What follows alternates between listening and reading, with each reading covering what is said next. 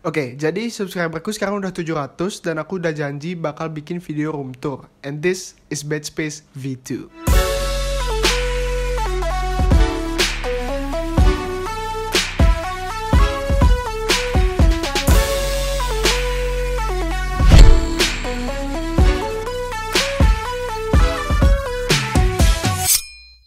Ya, jadi ini area kasurku karena ruangannya cukup sempit, jadi aku pakai kasur yang ukurannya 120 x 200. Sebelumnya aku pakai kasur yang ukurannya 160 x 200 dan itu ngebikin ruangan ini jadi cukup sempit karena mejaku yang sekarang ini lumayan luas. Oh iya, jadi di sana itu ada kayak cermin sama tempat sepatu dan di situ aku biasa naruh sepatu sama buat aku ngaca sebelum sekolah atau mau keluar mana gitu. Ya, jadi gini aja sih untuk area di sisi utara dari ruanganku. Jadi kita langsung lanjut ke section berikutnya. Let's go.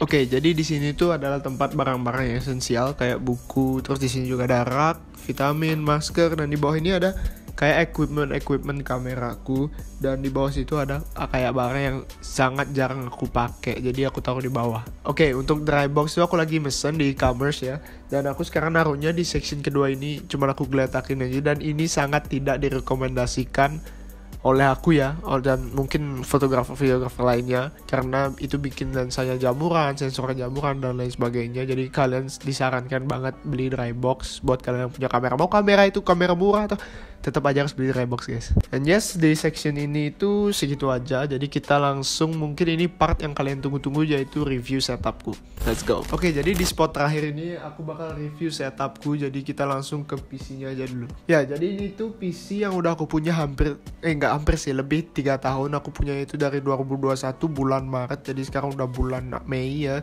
jadi ya udah 3 tahun lebih dikit. Dan di sini aku bakal review sedikit apa sih yang aku pakai di PC ini. Oke, kita mulai dari motherboard aja. Di sini motherboardnya aku pakai MSI H410M Pro VH ya, karena ini rakitan budget, ini under 10 juta waktu itu. Waktu itu kan VGA lagi mahal-mahal ya, jadi rakitan under 10 juta dapatnya kayak gini gitu. Sekarang 10 juta udah dapat RTX, bisa RTX 2060 atau RTX 3050. Oke, untuk prosesornya di sini aku pakai Core i5 Gen 10 10400F yang Comet Lake, dan CPU coolernya itu pakai Jonesboro Design CR1200. Oke, jadi untuk harga prosesornya itu aku dapat 1,5 juta dan CPU coolernya itu di harga 130.000.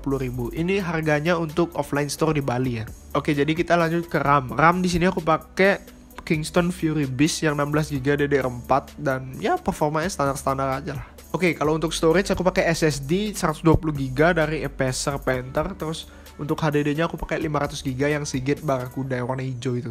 Oke, jadi karena storage di desktop ini kecil, aku download game, nyimpen data itu nggak bisa banyak-banyak, aku harus pindah ke flash disk atau upload ke drive.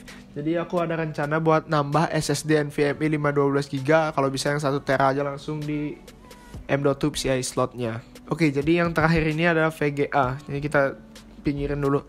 Ini tuh VGA Palit GTX 1650 yang dari pertama aku nge-build, yang harganya masih lumayan naik waktu itu ya, sekitar 4 juta mungkin. 4 juta kayaknya ya.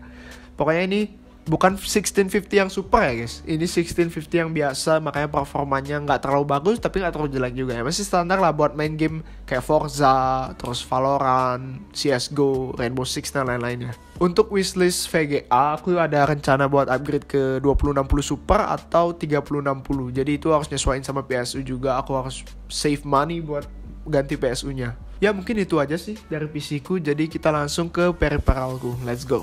Oke, jadi karena udah mulai gelap, aku bakal percepat aja reviewnya karena nanti videoku noise ya. Jadi di sini mouse-nya aku pakai Logitech G304 Lightspeed yang udah aku grip tip nih, udah aku biar gripnya enak.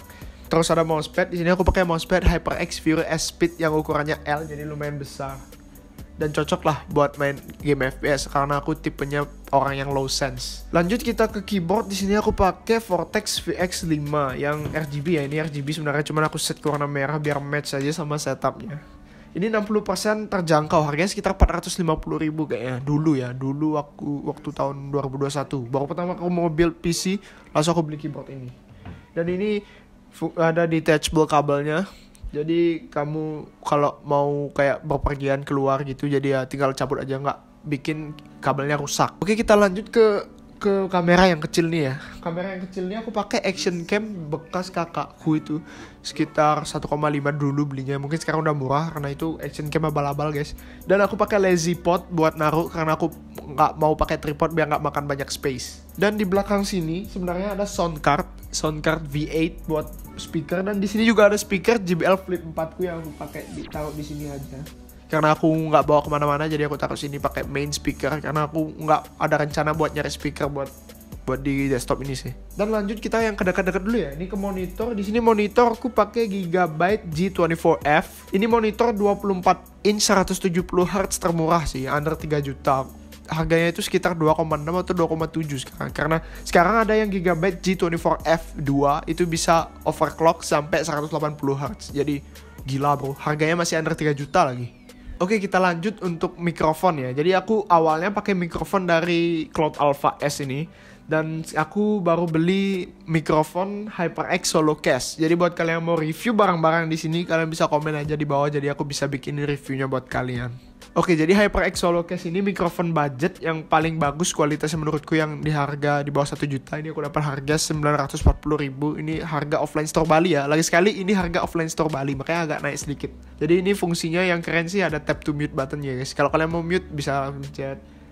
Keren sih. Jadi kita nggak, kalau kita streaming itu kan tinggal mute gitu. Jadi nggak perlu ke OBS-nya buat nge-mute manual. Jadi itu fitur yang cukup esensial sih bagiku karena aku selalu nge-mute terus aku unmute lagi gitu kan. Ya, kita lanjut ke headset. Oke, jadi untuk headset di sini aku pakai HyperX Cloud Alpha S Black Out Edition ya. Jadi rencananya aku tuh mau beli yang Cloud 2, cuman karena suaranya dibilang jelek, aku lihat review di YouTube, aku belinya yang Alpha S.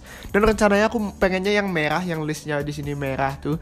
Terus di sini juga warna merah, jadi biar kayak HyperX banget gitu ya. Jadi karena nggak ada, jadi ya yang hitam juga nggak apa-apa ya, asal Alpha S bukan Cloud 2 ya. Jadi ya it's fine for me. Oke, untuk barang-barang yang lainnya ini kayak stand HP. Ini ada HP buat baca live chat kalau aku streaming biasanya, karena aku nggak ada dual monitor. Jadi aku juga rencana bikin setup dual monitor, tapi ya itu nggak terlalu penting sih menurutku karena udah ada HP kan. Ya, dan itu aja yang bisa aku review karena di sini tuh emang itu aja adanya. Dan ya aku nggak bakal mantepin setupku di sini sekarang karena aku ada rencana mau renov rumah juga. Jadi mungkin aku bakal mantepin di ruanganku yang baru yang udah aku desain sendiri. Jadi ya kalian stay tune aja pokoknya.